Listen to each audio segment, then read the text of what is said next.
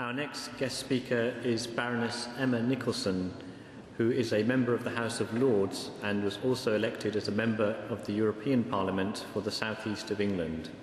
She is a leading member of the Liberal Democrats and has had a distinguished political career.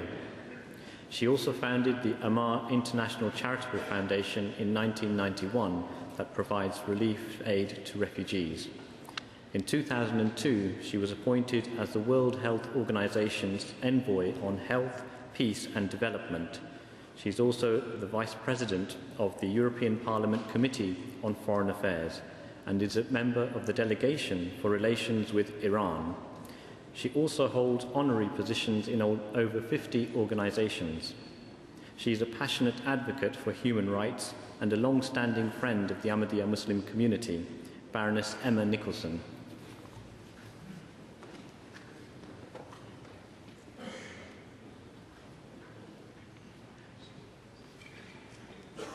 Your Holiness, Your Excellencies, my Lords, ladies and gentlemen, it is wonderful once again to be the fortunate recipients of Ahmadiyya hospitality. Muslim hospitality is, of course, wonderful everywhere, but Ahmadiyya hospitality is something exceedingly special. You have the open hearts, the open arms, and the open minds to welcome each and every one of us. And here this evening, you have all faiths and no faiths, you have many different backgrounds, all bound together by your own commitment to the cause of the rights of your fellow men and women. Of course, you have a lot of politicians here this evening, and I think we, from our different backgrounds, we share that common cause as well.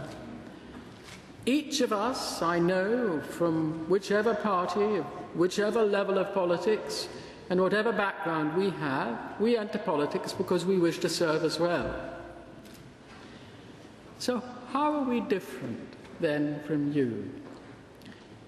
Well, you, the Ahmadiyya, we sit here, your guests, comfortable, happy, full of enjoyment, but in the backs of your minds and in the fronts of your hearts is the knowledge that globally, everywhere, in every Islamic country in the world and in some other non-Islamic countries, fellow Ahmadiyya men, women and children are suffering grossly, sometimes completely losing their lives for their faith.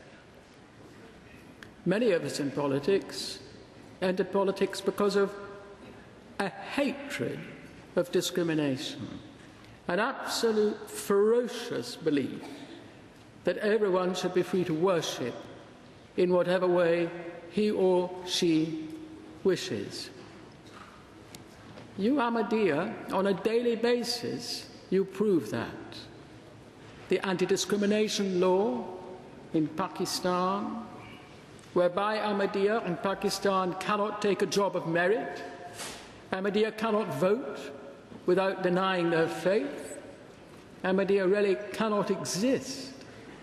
That is mirrored in different ways in so many other places. Not a week, not a month goes by, but I have anguished pleas and piteous letters globally. Ahmadiyya have been arrested, Ahmadiyya being ejected, Ahmadiyya being thrown out of a country. Well, in our society, we see that as so unacceptable that almost we barely mention it. We think it doesn't happen. But all of us who support you, you Ahmadiyya, who respect you, love you, welcome you, and thank you for being such an integral part of British society, in a small way, we share your suffering too. We don't forget that Ahmadiyya are not in this wonderful mosque. Ahmadiyya elsewhere may be losing their lives this very night for clinging to the faith of their fathers, their mothers, your faith and the faith of their children. It is an absolute abomination, and I know that all of us who care for you will do all we can to root it out. Thank you for having us tonight.